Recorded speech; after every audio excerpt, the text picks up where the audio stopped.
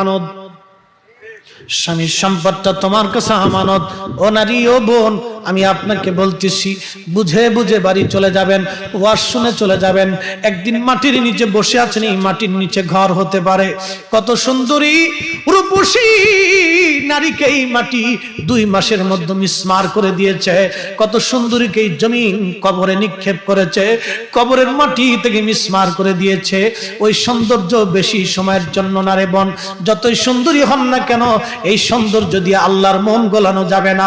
আল্লাহর মন গোলাইতে হলে 2টা কাজে আসতে হবে। একটা হলো নামাজ, আর একটা পর্দা, আর একটা স্বামীর খেদমত। নামাজ, পর্দা, স্বামীর খেদমত ছাড়া কোন নারী জান্নাতে যাবে না, যাবে না, যাবে না। কথা কর না কেন? এই 3টা কাজ লাগবে। 1 নম্বরে নামাজ, 2 নম্বরে পর্দা, 3 নম্বরে স্বামীর খেদমত। হযরত রাহিমা কাজ করে করে স্বামীর জন্য খাবার নিয়ে আসতেন। এমন দুরবস্থা হলো, 1 দিন না, 2 দিন না, 18 বছর পার হলো। বাপ কত বছর?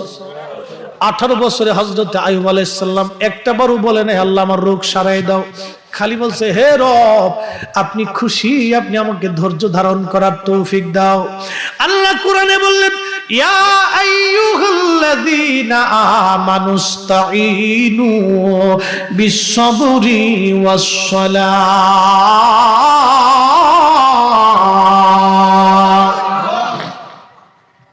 হে ঈমানদার, নামাজ আর সবরের মাধ্যমে, নামাজ আর ধৈর্যের মাধ্যমে তুমি আমি আল্লাহর সাহায্য চাও।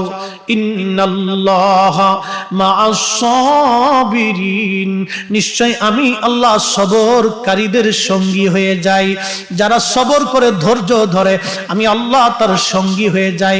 কেউ আপনাকে গালি দেওয়ার পরে আপনি ধৈর্য ধরবেন, আল্লাহ আপনার সঙ্গী হয়ে যাবে। কেউ আপনার জমি দখল করতে চায়, আপনি একটু ধৈর্য ধরেন, আল্লাহ আপনার সঙ্গী হয়ে যাবে। কারণ এই জমি নিয়ে সে আর কবরে যাইতে পারবে না। কথা বলেন না কেন? ঠিক